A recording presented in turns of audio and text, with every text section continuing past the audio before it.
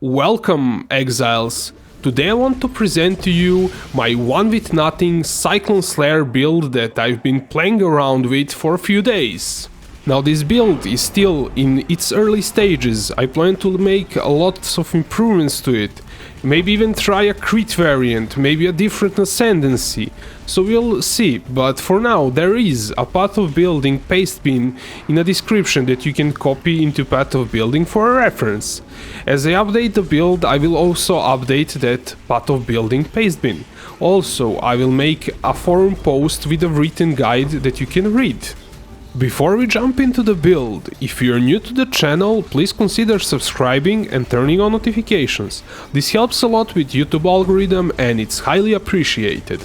If you've been wondering just how powerful is this build and what map tiers it can run pretty much all the tiers of maps that I've thrown so far at it, though depending on the map mods and delirium, it maybe is going to struggle with something so far. As soon as I fixed some issues, it can run everything, but until I optimized everything, it had some issues, but now it pretty much can run anything. Though my preferred setup is to run tier 14 beach maps, fully sextanted, preferably if I can also add some prophecies onto it. I add fragments, I run alpha missions if I have them, if not June missions, and that's kinda my preferred method of farming currency, and that is how I got enough currency to make this build in just a few days. So if you run this setup or something similar, this build is not going to seem as expensive as it might seem if you're new to the Path of Exile. I just wanted to add this as an extra tip if you're having hard time farming up currency to make new builds. So, with that out of the way, let's get to the build. Because Path of Building doesn't support 1v0 properly yet, I had to make my own fake 1v0 cluster rule. So it does the same thing as hollow palm technique, but the naming of stats is a bit different, so it works. If you were to add hollow palm technique here, which has the stats read while you are encumbered, it doesn't work, so that encumbered part has to be deleted, so it works. But I couldn't do it directly on that jewel because I would have to modify the Path of Building code to fix this. But either way, I hope the developers of Path of Building add this to Path of Building so it doesn't have to be hacked this way. But for now, it works. It shows some numbers. They're probably not 100% correct.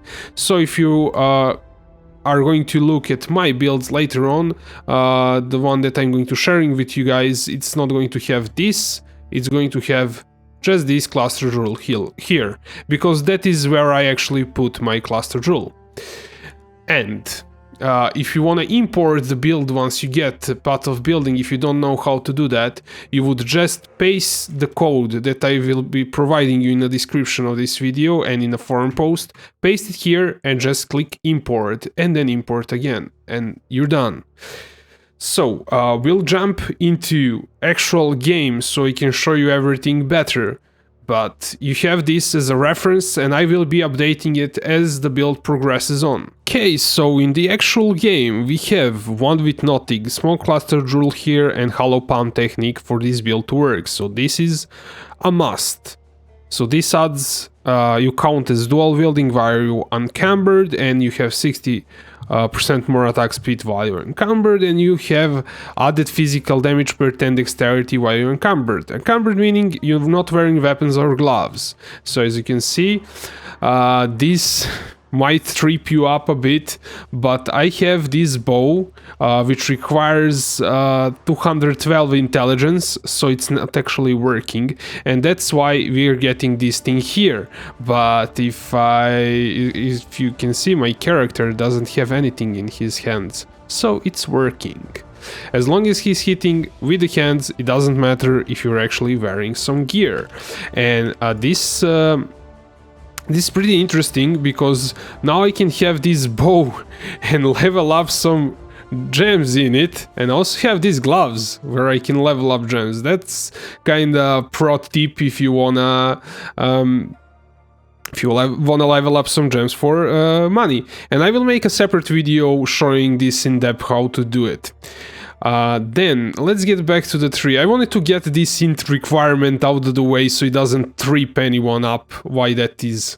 So in actual skill tree, we're starting as duelist and picking up Slayer ascendancies.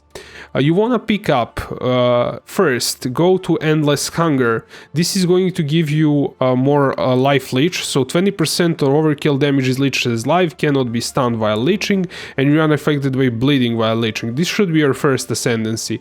Your second ascendancy should be Brutal Favor, which increases attack speed while leeching. Life leech effects are not removed at full life, which is really good. 50% increased attack damage while leeching, and 6% reduced damage taken while leeching. So this should be your first choice, like going this node. First and second ascendancy go there. For your third ascendancy, you probably want to go for Headsman. 10% more damage if you killed recently, but the most important one is cannot take reflected physical damage. This is a must for doing any maps. And 20% more damage against unique enemies, it's a plus. Now some people might go here, but there is an actual hacky way of getting basically this says killing enemies that have 20% lower life when hit by your skills. But this is really not needed. You can get Culling Strike, which does the same thing, and don't spend points here because this thing here is way better. So you want to get Impact. This is global accuracy, not so much important, but because we are hitting with hands, I think we have 100% chance to hit. I'm not sure, don't quote me on that, but I didn't have any problems hitting anything so far. And you get 2% to melee strike range. This is really important because your strike range is really small with unarmed. And then you have 5% increased area effect per enemy killed recently up to 50%. This is going to make your Cyclone grow in its size really fast and be big enough to kill enemies more efficiently. And you deal up to 15% more melee damage to enemies based on your proximity. Again, really good. So this is my choice for Ascendancy. This can be changed later on for Crit, but that's kinda really hard to do in this build, and it's already doing a lot of damage, but I do wanna push it in the Crit variant with Cluster Jewels and some craziness. So when you start leveling, you won't go this route. This is not for leveling. If you can get one with nothing early on, what you're gonna do is rush this Cluster Jewel here. So you're going to go out of here, bam, bam, bam, and get to here. Put your one with nothing there, get it, and you're going to be one-shotting everything in from Act 1 to Act 10. Just grab a whole bunch of dexterity nodes, grab some life nodes where you can, and like go for maybe this dex, this crazy in the beginning. You can grab this life here in the beginning, and maybe grab this life here, and maybe get this socket if you can socket something interesting there. Also, you can get this really early on. Iron reflexes are really awesome. You are counted as dual wielding, so getting this stuff here, it's going to increase your damage by a significant amount. What you also want to get, also really early on, maybe don't go that way first go this way, and grab this leech here, both sides where you're leveling, so you don't have to use any flasks whatsoever when you get this, and you're going to be doing so much damage, so you will be healing up and getting your mana really fast. You will have a really hard time keeping up mana because you have so much attack speed with one with nothing. And then kind of continue this route, get whole bunch of life, maybe go up here, get this life, but that's kind of an idea where you should go. You have additional leech here if you want. You can also grab wall pact if you want. I don't have it at the moment, but I had it before, and I will explain when we get to gear why I don't have it at the moment. But that's kind of a general idea. Here I went with extra physical damage because I think that's better because we're already hitting really fast. I'm not sure what's actually going to give me more damage. I have to see in path of building if this attack speed, once it's scaled with that more modifier, will actually give me more damage. I'm not sure, but I wanted to scale up my physical damage here and get this stuff. I mean, regeneration not so important, but this here gives you 20 dexterity and 2 melee strike range, so it's a really important talent to get. This here increased evasion and armor, max life, again one of the better max life nodes. This here ignore all movement penalties for armor, really good, 20 dex. Then go through here because you're counted as dual wielding, so go through this node. Then grab Golem's Blood. This thing is ridiculously powerful. 10% max life, you won't find that great of a node anywhere. Then one of the more important things to do here is grab Fluid Motion Jewel, which is going to transform all the strength nodes that you get into dexterity nodes. So that's really good, and you will get more dexterity. Maybe I don't know how I set this up, but maybe I don't know how much it's giving now. So that you can see it gives around 100 dex, which is ridiculous. So definitely grab that one. You can also put it here, but I have something else because I had problems with the resistances. I have to change a lot of gears, so I just went and grabbed some jewel to fix it. Quick fix it, basically. Then what it's also important is to grab impales, because with Cyclone you're going to be impaling, and impale damage is really awesome. I won't go into how impale works in this video because it's going to end up being an hour long. So grab that. You can grab this additional melee strike range, and it's pretty good. Increased area of effect. If you have been stunned by enemy recently, not really that great, but melee skills have 10% increased area. We want area, definitely. Grab this armor maybe, and like not important, you don't have to grab it. And there's one really hacky technique that I'm really proud of. As you can see, this works for two-handed melee weapons, and I would have to spend 3 points to get to kinetic impact, which I actually care about. I don't care about these small nodes. So this kinetic impact is really good because enemies have minus 15 to their total physical damage reduction against your hits. Really good. Then you have 4% chance to deal double damage. So just look at this, it's really awesome. But this crap along the way, I don't need this. This is for two-handers. It's not going to work for me. So what I did, I anointed kinetic impact to skip these 3 talents. So I really recommend doing this. It's going to be awesome. So yeah, get that. These things here are really nice for life. 5%, 10% increase life. That's why we're going here. Maybe you don't have to get these other ones, but increased melee physical damage is pretty high here, so definitely kind of worth going that way. If maybe you can save all of that if you can get a cluster jewel, which also there is a cluster jewel that gives life, small cluster jewel, and it gives, I think, 4 for smaller nodes, and there is one roll where it can give 10. So maybe get 2 of those and make yourself a cluster, maybe here or here. That's my idea, actually. I want to cut off this, cut off that, and move it here with cluster jewels. That's the next thing that I'll be doing. And preferably I want to cut out all the strength and go in this direction, and then there should be one claw cluster here and one claw cluster here, and I'm going to switch to there is an amulet that can give you crits, and you're counted as wearing claws if you're unarmed, so that then you can grab this and grab that and grab, I don't know which ones are good actually, but there are a lot of claw nodes in this region, and I can branch off here to get life, and maybe there is one more cluster jewel here. I can branch off in that direction here and be crazy. So you want to have as much dexterity because you're scaling your damage with hollow palm technique from your dexterity. Having dexterity is really good, so all of these strength nodes are not doing much for us, though in this direction we have a whole bunch of life stuff that we really need. We would die without it, so that's why we are going that way at the moment.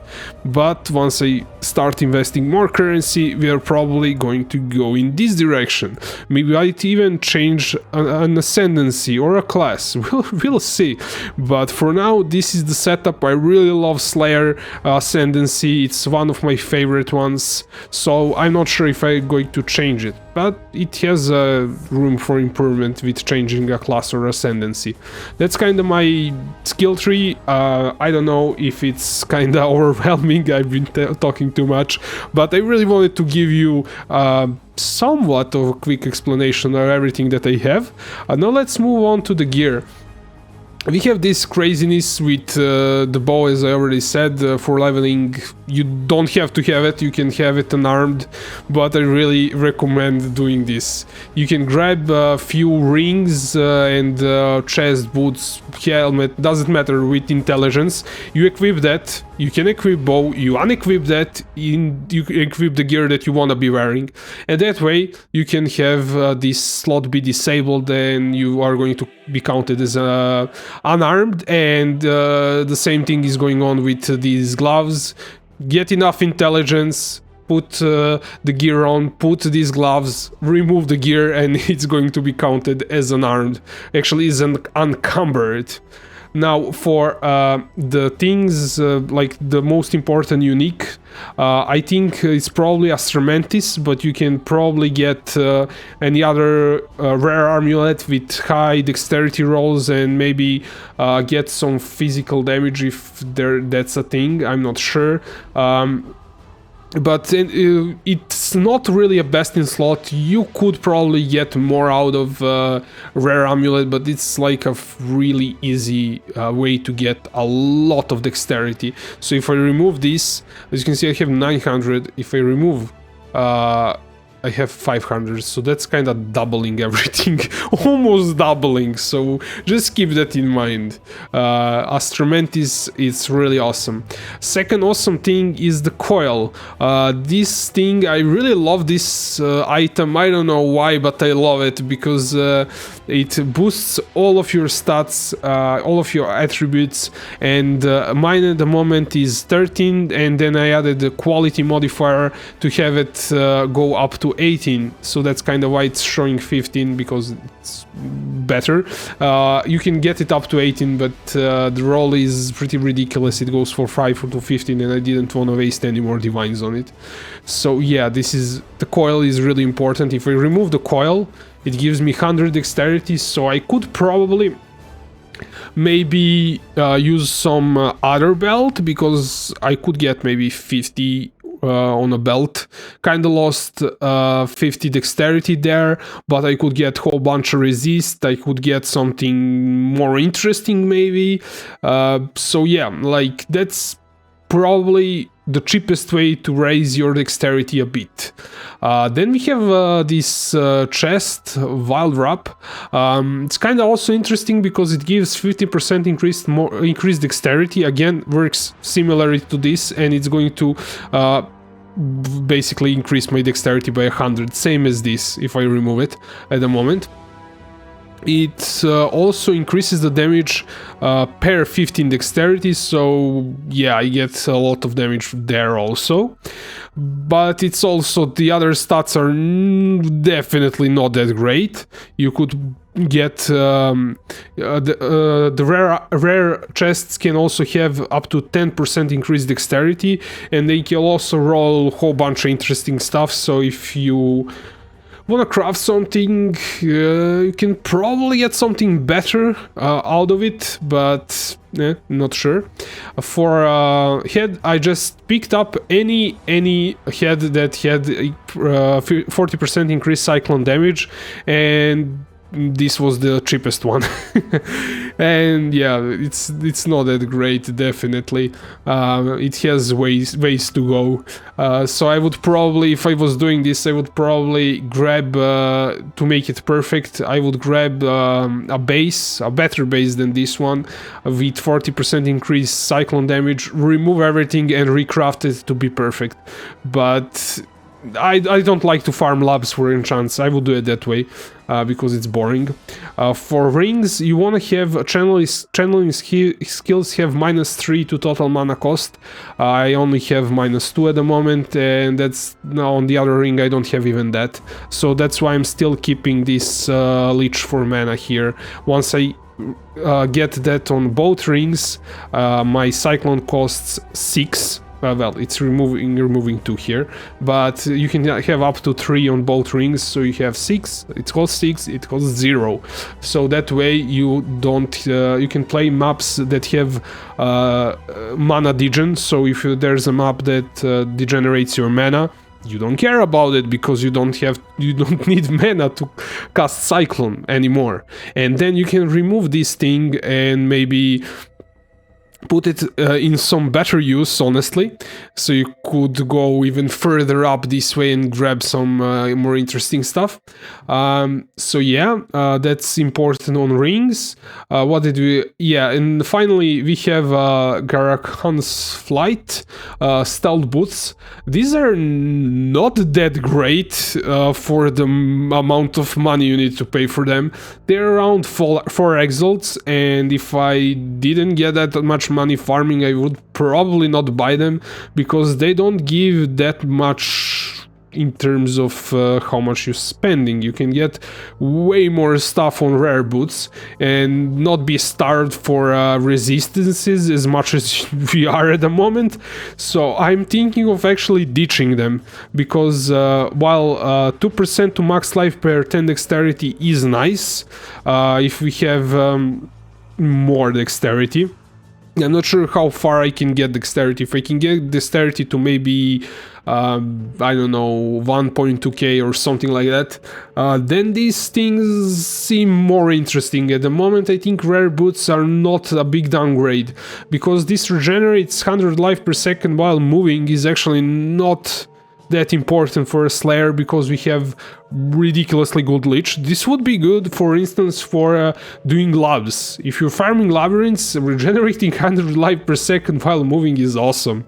I mean, when something hits you, you move around, maybe it's kind of cool. So I don't know, but I would probably, I like to play with Valpact. I know I might get hate for that, with not having any regeneration. I know it's not like the favorite thing of everyone, because that way you are going to die in some situations, but you still have your life flask for kind of panic. But I really like double leech. This is ridiculous. And then this 100 regeneration is totally wasted money and wasted slot. You're not using that, you're getting 30 dexterity, movement speed, immune to burning ground, shock ground and chill ground are kinda cool to have, but would you really give 4 to 5 exalts for that? Probably not. You can make some rare boots that are way better. And then we have like the final thing that I have that's kinda cool. Actually, it's really cool. It's the Dancing Dervish. I was having a hard time making this thing work until I figured out that I can have this bow here, because if I switch weapons now it works. However, if you're unarmed, so if I don't want to remove the bow because then I have to swap items, but let's say I remove Dancing Dervish and I go to here, I can swap my weapons. However, see this? Set up second weapon set in your inventory to use weapon swap. Screw you. So we cannot swap weapons. The way you would swap weapons if you are unarmed, you would open an inventory, swap weapons, close the inventory. Now imagine doing this in maps. This sucks. You can get killed by this. So this way you can swap weapons really easily. You're counted as unarmed. It's awesome. Okay, so once I was editing the video, I just realized that I haven't shown you guys how Dancing Dervish works in that first example. I was kind of killing everything easy, so I kind of forgot to use it. So here's an example of tier 10 beach map. As I explained how Dancing Dervish works, you can see what it's actually doing. So Dancing Dervish is going to give you rampage, and once the rampage happens, the sword will trigger level 15 manifest Dancing Dervish on rampage. So when you do a rampage, it's going to trigger that. Manifested Dancing Dervishes disables both of your weapon slots. You're counted as encumbered, which is what we want. Then manifest Dancing Dervishes dies when rampage ends. And if you have a Dancing Duo, which is an upgraded version of Dancing Dervish sword, you have a copy of Dancing Dervish. You have two of them. Now the problem with this, you have to hit some weaker mobs to kill them to start a rampage. If you start to hit maybe a unique mob, you will have hard time killing it with this sword, and you won't go on a rampage because you haven't killed that many monsters. So if that happens, you really wanna switch to your other slot and finish that enemy and continue until you see a bigger pack of enemies. Then you switch to Dancing Dervish, kill a few weaker ones, start a rampage, start killing them, maybe switch to your slot right then and now so you don't forget. Either way, it's not that hard to switch if you are doing this hacky thing with the bow, with the disabled slot. However, if you're not doing that, this is going to be ridiculous, and then the Dancing Dervish thing, whole shambakal, it's not worth it. I mean, if I have to open the inventory, it's not worth it. So I wasn't sure if I was going to include this in a build until I got that idea to put the sword and make it, to put the bow and make it disabled. So that's kind of how I figured that out to do that, and I was really happy once I figured that out. Now, for kind of supporting Dancing Dervishes, you don't really have to put anything like it can be supported. This is one thing that I really recommend putting on Dancing Dervishes. Actually, two things.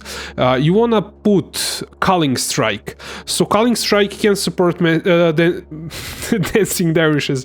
If Culling Strikes kill them, so killing enemies that have 10% or lower life when hit by supported skills. Supported skills deal 36%. It doesn't matter how much damage they are dealing. So basically, if Dancing Dervishes hit the enemy that is on 10% or lower life, it's going to one-shot them. It's not like as great as the Slayer's Ascendancy. There it's 20%, but it's still good. So you put that in, and the Dancing Duo, Dancing Dervishes are going to finish off your enemies. That's ridiculously cool, besides also getting a rampage. The second cool thing is you can put item rarity supports on them.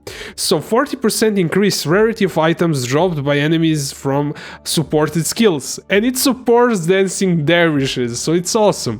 Since they're going to finish off enemies with Culling Strike, they are going to be killing the enemies, so you get free 41, well, I put it recently, it can go more. So you get increased rarity of items dropped by enemies for free. Like, this is way better than I've in the past used Culling Strike in 4 links.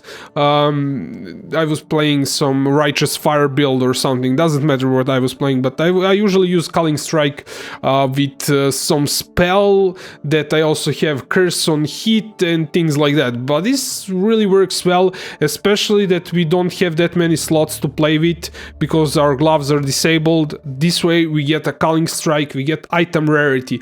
Other things that I did blind support. Why not? It's supported, so if I take it out, Dancing Dervish works. That's like I did this just recently. I tried it before recording this video. I have no footage with that. Then we have melee splash support. I want to try this out. So if it does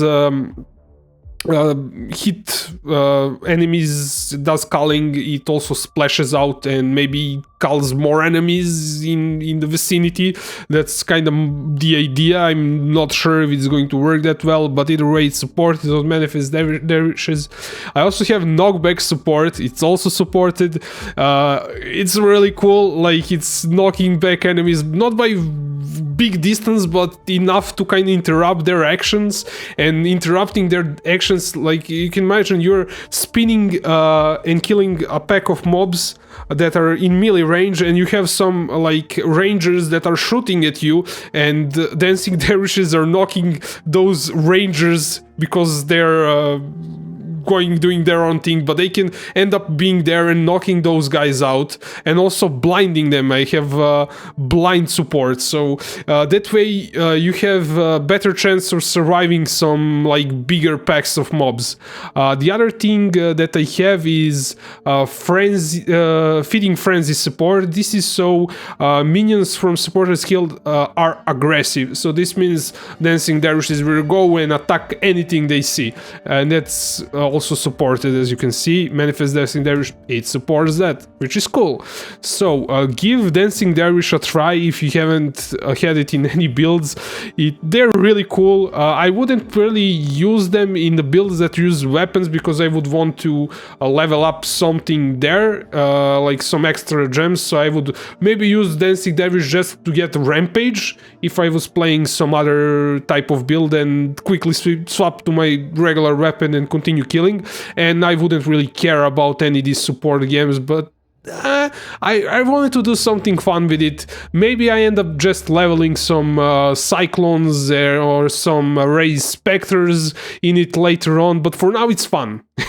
And fun is important. You want to have fun with your builds, guys. Okay, so I just realized that I haven't gone over the main skills. I've been talking for so much and almost missed it. So I finished recording, then I remembered, oh man, we didn't go over the main stuff.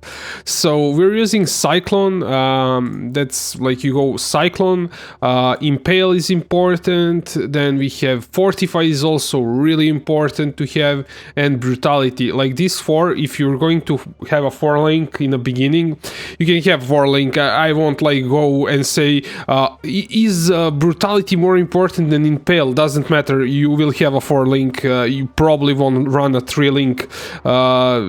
At least 4-link, or you will have 5-link. There are prophecies for that. It's pretty cheap. You can buy a prophecy fated links or something that's usually around 10 chaos. You can link any armor if you want to for 10 chaos, and 4 links are dirt cheap, so run these 4 as your main stuff if you cannot run 5-link.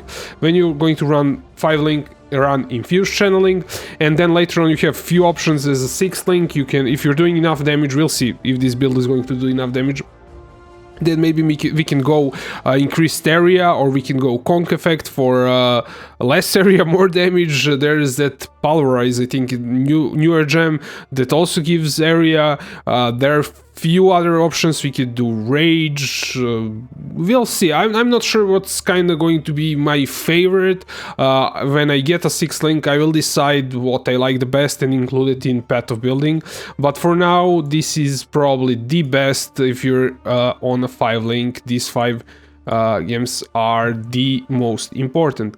Then we have dash and second wind for movement. This is the only option that you will be able to run if you're unarmed, well, unencumbered, because you don't have a weapon, you cannot leap. You don't have a shield, you cannot shield charge. So basically, I would really love if I could leap without the weapon. That would be ridiculous, because this build can attack 10 times a second. It's really fast. So you could leap like crazy if you could use leap. But you cannot. I mean, it would be crazy, to be honest. Then we have self-casted molten shell. So I have it here, and that's on my mouse. I pressed with the thumb, and I also press this divine flask with a mouse on thumbs button, and then I can do 1, 2, 3, 4 at the same time, and I press the other 2 buttons on the mouse at the same time. So when I'm clearing the maps, I press all of those at the same time. As soon as the flask ran out, or the cooldown finished for molten shell, I press it again, and I keep those things all the time while I'm mapping.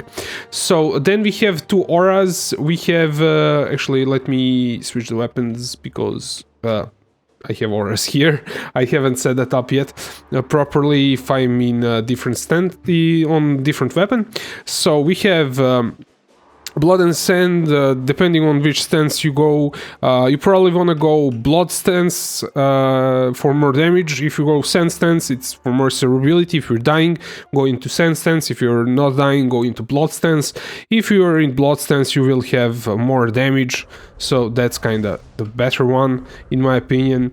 If you look at the other one, it's also similar. Nearby enemies are maimed in blood stance, and if they're maimed, they take extra damage.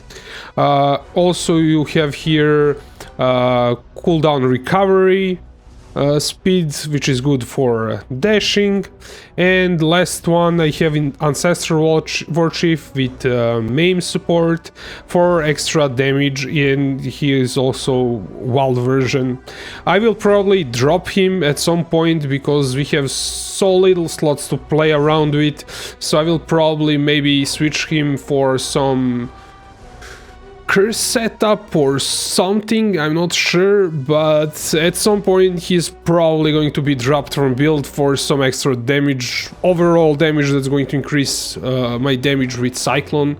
So that's kind of the idea. I might switch one of these auras for Pride aura, because at the moment I'm having a bit of issues with mana because I don't have enchants on rings, so I don't want to be on too low mana, because then I might spin a few times and then get killed because I've spent all of my mana. If I was to go and grab Pride, maybe I can run all 3 auras with that Enlighten support, or was it Empower? One of those two. So maybe they can run that instead. But for now, like, this setup clears on a 5 link. It can go to tier 15, 16, no problem. Maybe can do a bit more with life, maybe can do a bit more with everything, but it's pretty good. The one thing that we haven't got are Flask. I really like to run at Ziri's Promise. It's kind of not needed if we could get some chaos resistance somewhere else maybe, but I like that 35 chaos resistance. It's pretty good, so you don't get insta killed by some random chaos damage, and 2% of chaos damage left as life during this effect. Kind of I don't know, it's okay since you're gaining 20% of physical damage as extra chaos damage during this effect, which is 20% more damage, which is good. Doing 20% more damage is awesome. So out of those 20 damage, 2% of that chaos damage gets leached as life, so extra leech, good. Maybe you can get the knockback flask. I have adrenaline quicksilver. This is pretty standard. Then I have for movement speed, 2 times movement speed rolls. You could have that on another flask and have something else here. That way it would be cheaper. Then I have this fizz reduction flask with immunity to bleeding. Not really needed, since we're when we're spinning we're immune to bleeding. But if I stop to, I don't know, pick up the item or the fight is finished, I mean, I could spin around again and remove the bleed, but I don't know, I had it left from a previous character, it was set up that way. I would probably switch it for a curse and then have something else here. I do have a curse flask with armor. I'm not sure, I would switch it for something else, maybe immunity to lightning ailments, that would be awesome. And I have insta-heal flask with remove freeze. That could be better on remove bleed. I don't need it. Maybe put freeze there so I can get immunity to freeze, or maybe lightning. I'm not sure, but this flask is not that great in this build setup. So those are the flasks, and I think I went over everything and I talked for way too much. So exiles, thank you for watching. If you have some suggestions, please leave a comment and have fun slaying monsters in Rayclast.